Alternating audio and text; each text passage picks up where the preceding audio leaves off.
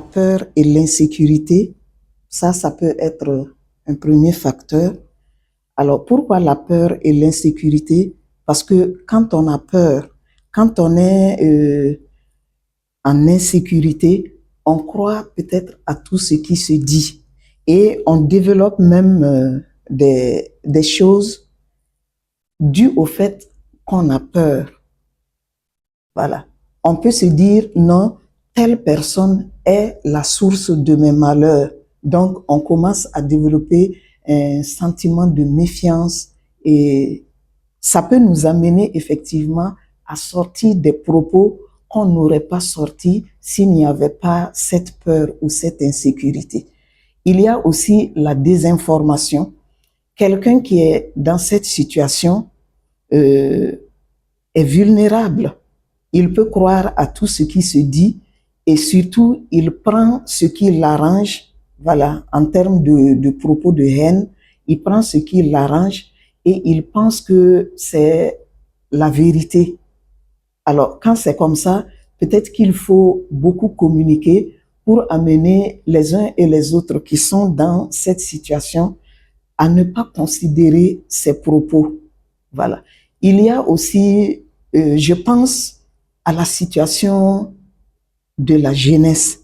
Quand on est confronté, par exemple, à des difficultés financières, quand on ne sait pas à quel sein se vouer, on a tout de suite tendance à mettre la responsabilité sur quelqu'un parce que tout simplement, on n'est pas, comment dirais-je, on n'est pas bien dans sa peau. Et là aussi, je crois que on peut faire l'effort de communiquer, de faire comprendre à ce groupe qu'il n'en est rien. Tout le monde est burkinabé et on fait ce qu'on peut, on est conscient de la situation et ça va s'arranger.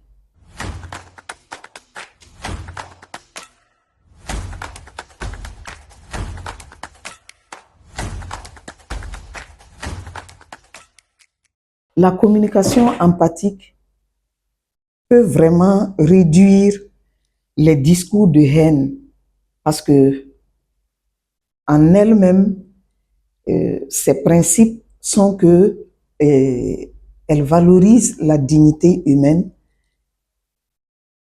elle compatit, elle permet de voir les besoins de l'autre pour apporter vraiment des solutions à ce qu'il ressent.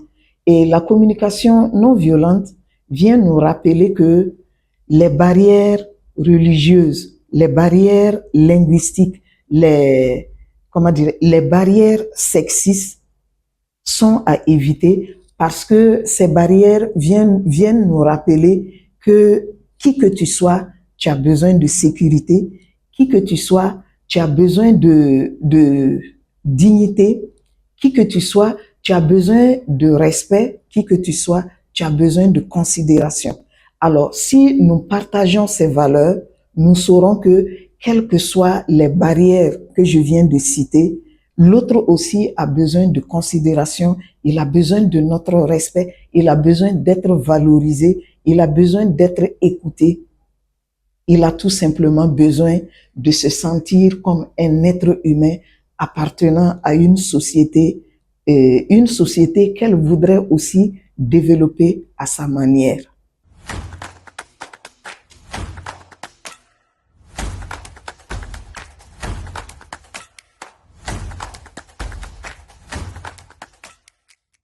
Un effort est déjà fait. Le gouvernement qui ne cesse d'attirer l'attention de la population sur le fait qu'il faut bannir les discours de haine dans notre façon de communiquer, parce que déjà, nous sommes en train de lutter pour qu'il y ait la paix et la cohésion dans notre pays, et les discours de haine ne feront que aggraver les choses. Donc là-dessus, un effort est fait.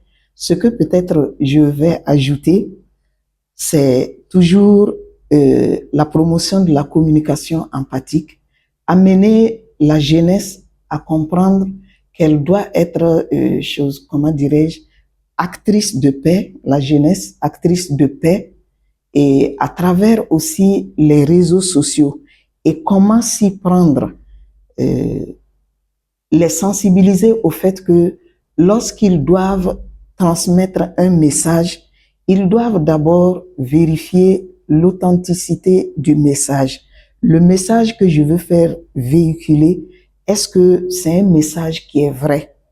Et si le message est vrai, est-ce que c'est un message qui est utile? Et moi, si on m'adressait un tel message, quelle serait par exemple ma réaction? Est-ce que si on me disait ça, j'allais bien accueillir cela ou j'allais mal l'accueillir? Donc, en vérifiant l'authenticité, en vérifiant vraiment si c'est important de véhiculer un tel message, euh, je veux dire, est-ce que ce message construit le pays ou encore il amène des problèmes, il les déconstruit? Et voilà, lorsqu'on vérifie ces éléments, on peut maintenant balancer le message. Voilà. Ça veut dire que lorsque je balance un message sur les réseaux sociaux, ce message doit construire et non déconstruire.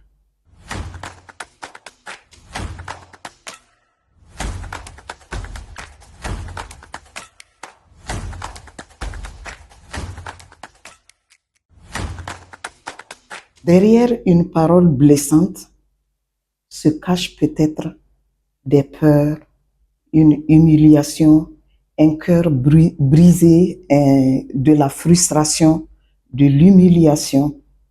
C'est pourquoi je lance un appel à la jeunesse qui est beaucoup plus sur les réseaux sociaux. Avant de donner une information, il faut vérifier la source.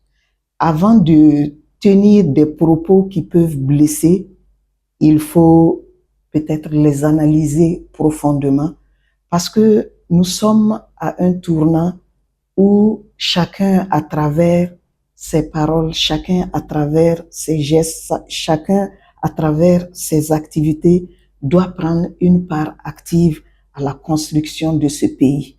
C'est notre histoire à nous, c'est notre pays à nous, c'est nous qui allons le développer et le langage, parfois, y est pour beaucoup dans nos discordes, que ce soit en famille, que ce soit au niveau des services, que ce soit vraiment dans notre environnement immédiat.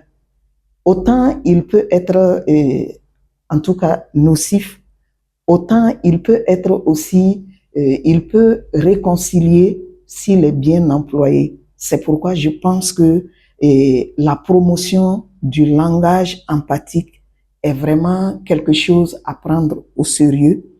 C'est quelque chose qui peut nous aider à nous relever, voilà, à certains endroits.